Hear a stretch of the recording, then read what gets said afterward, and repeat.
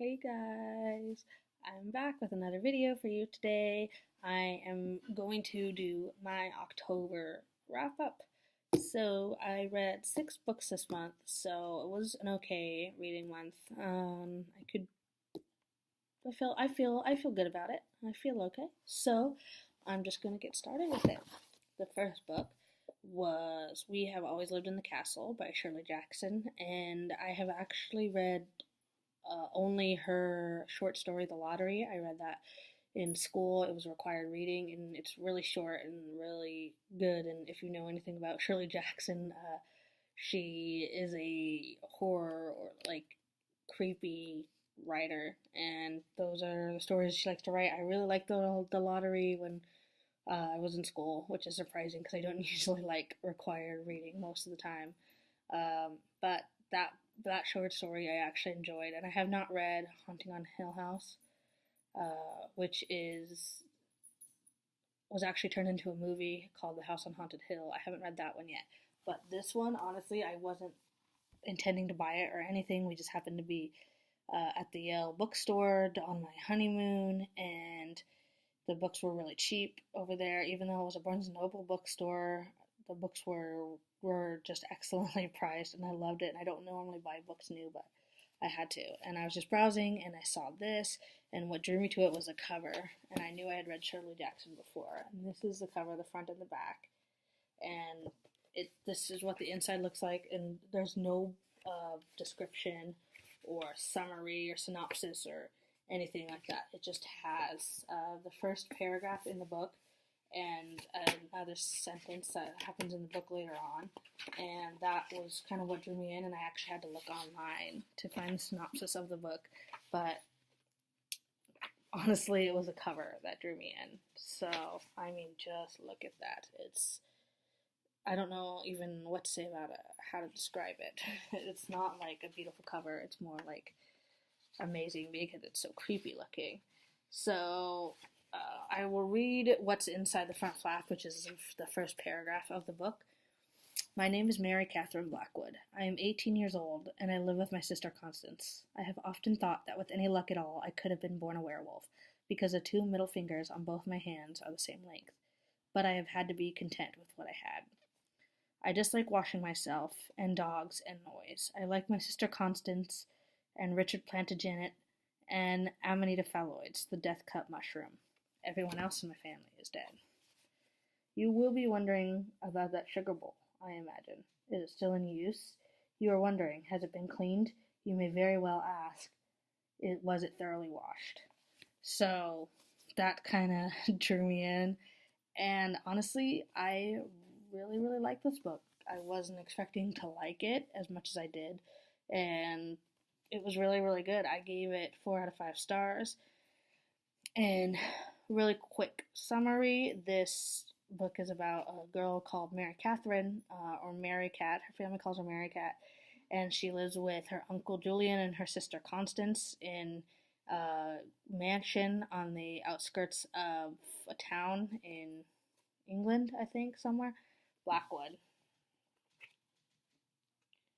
Yeah, I think it's somewhere in England, and villagers have to always like pass by their house, kind of to go in between, like to walk to the markets or to walk to a different town, and they were a really well loved and popular family, and always doing everything they could for the community and everything until Mary Cat's parents were murdered by someone in the family, and once the parents and their little brother died, she had to be taken care of by her sister Constance and her uncle Julian, who was also really sick and poisoned from the poison that murdered her family. He got poisoned too, but he didn't die. And the book is pretty much about how once the parents died, the rest of the family became outcasts, and only a couple people visit them now weekly.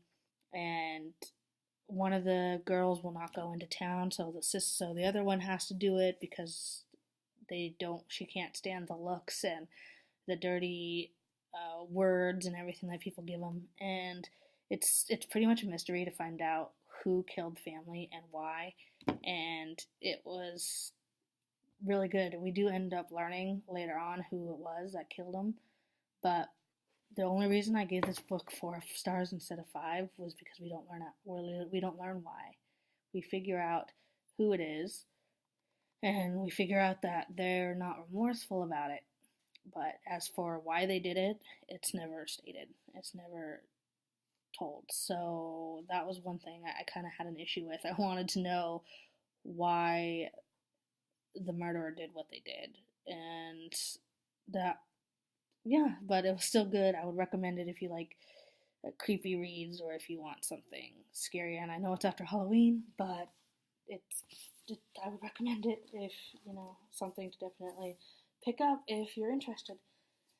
The next book I read was When Zachary Beaver Came to Town by Kimberly Willis Holt. I didn't really like this book. It was a National Book Award winner, and it was really small, and the topic sounded interesting. It's about a fat kid who comes to this town, and I forget where it is. It's like Kansas or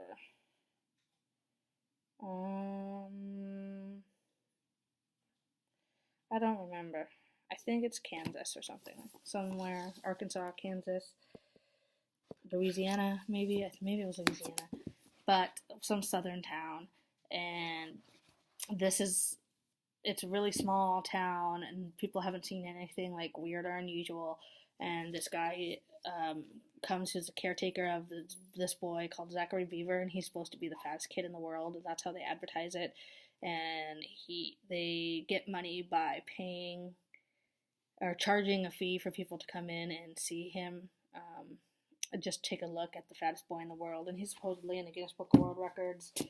And the narrator and his best friend, they come in to his trailer and they see him, and at first they hate him and they make fun of him, and then they go to become friends with him. And it I don't know, it was a good concept, but I just didn't think that the book was very well executed.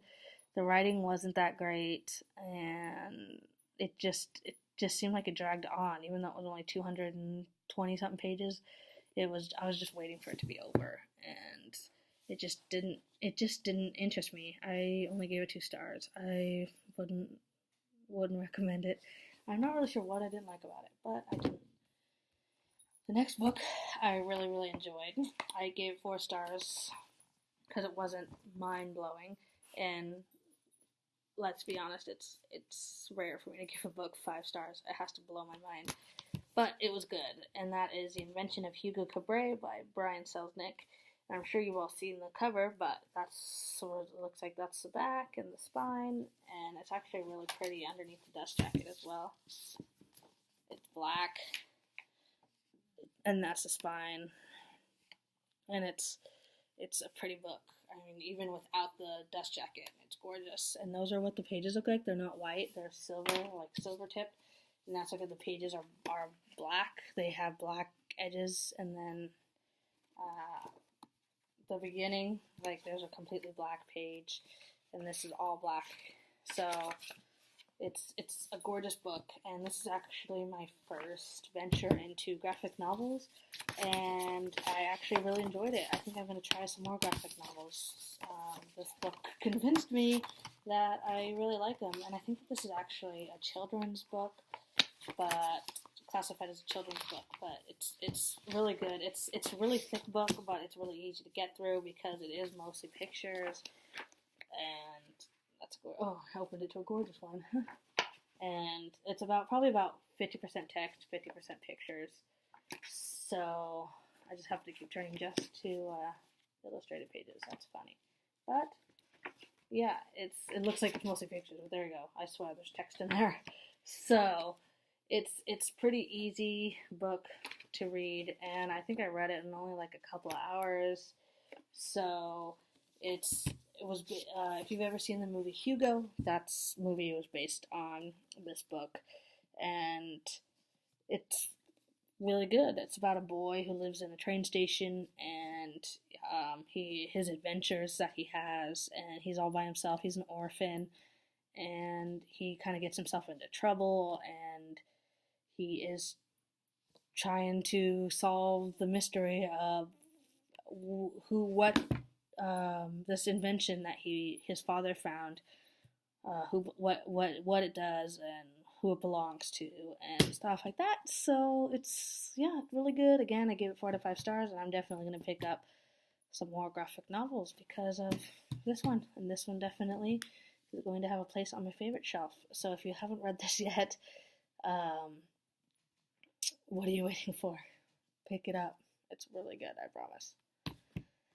The next 2 books I read were part of a series. The first book I ever read by Alan Hopkins was called Crank, and it's a book about methamphetamine use, and it's actually a series, and I really enjoyed the first book. I gave that 4 to 5 stars. And the next, but I read that last month. I read that in September, and then I picked up this month, in October, I picked up Glass, and I picked up Fallout, which are the continuation of the book. Glass is the second book, Fallout is the third, and it's just a continuation of Crank, and so it's about her meth use and how her life is affected and how her family's lives are affected, and it's their lives get all screwed up, and sometimes she feels remorse, sometimes her family feels like she doesn't feel remorse, and the first book was really good. I really liked the subject matter, but honestly, I felt like the second and the third book weren't really necessary. It shouldn't have been a series or a trilogy. It should have just stopped at the first book, and that would have been good. Like, it stopped at a really good point. Like, the story did not need to continue, and so I felt that the series kind of degraded and deteriorated, and it got kind of, I didn't feel that the second and the third book were necessary. They were kind of pointless. They were still good. Her writing is still good. I still like the fact that she writes in prose, and I like that writing style, turns out, but the books weren't that great. So I gave the first one 4 out of 5 stars, and I gave both of these 3 out of 5 stars. And if you want to hear more, I have a full review on the series on my channel, so I will link that down below, and you guys can feel free to go to that to learn more.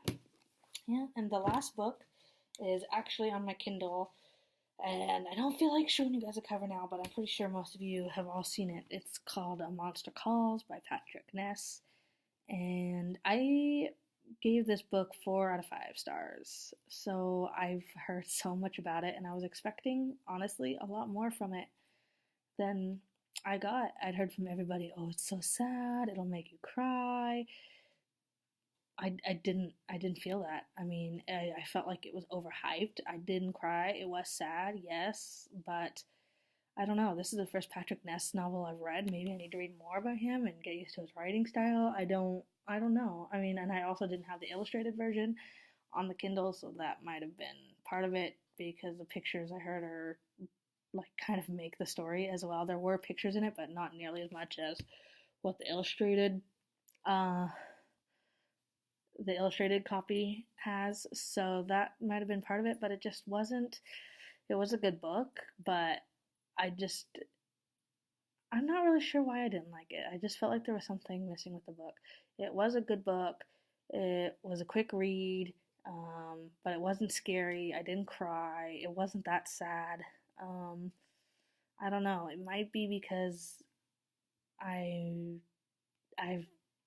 been exposed to cancer. Like, I had in 5th grade 2 of my family members the same week. I lost my kitten, and I lost 2 of my aunt, and I lost my grandpa all in the same week in 5th grade. It was like a Monday, a Wednesday, and a Thursday. I mean, it was like just back to back before the weekend. Before Saturday even came around, I lost this many people, and both of them died of cancer, and I've become numb to it, kind of. Like, I was really close to them, and I felt bad, but it was like, I still feel for people going through that, and I still understand how important it is to find a cure and all that, but at the same time, it's like, I guess it was so long ago, and I've kind of accepted it and gotten over it that I've grown numb to it. And so, I don't know, the mom in the story has cancer, and the boy's I don't know. The boy is trying to, Connor is his name. He's trying to cope with it in his own ways, and a monster comes and visits him and helps him cope. And it's just, I didn't feel it was realistic, and I don't know. Maybe I don't really know what to say. um, but yeah, it was sad, but I didn't cry. Maybe because I've experienced that, like I said, and it's just, it wasn't as sad as, you know, what happened to me, since I lost them both within 3 days of each other. And then my cat, like, after that, the same week. So it was, I don't know, it was good. I mean, it's not going to earn a place on my favorite shelf. I might just go to the store and look at the graphic book, like the illustrated version, and see if that's worth buying just to have on the shelf. It was I did give it 4 stars, so the writing wasn't horrible. I probably would have liked it more, honestly, if it wasn't so hyped up. But because I'd heard so much about the book and I'd heard it was so amazing, it's life changing, you're gonna cry, I was expecting a lot more, and it just kind of fell flat to me. But if I hadn't heard all the hype, I probably would have thought that the book was really good. So that's another reason I have a hard time reading books that are like really hyped up, because I feel like they have to be really good, and I get disappointed if they don't live up to my expectations or the expectations that everybody else has set for it. So I don't know, but that was the last book I read in the month, and yeah, that was it. I'm gonna go. So I will talk to you guys later, and I'll see you soon with a November TBR. Bye.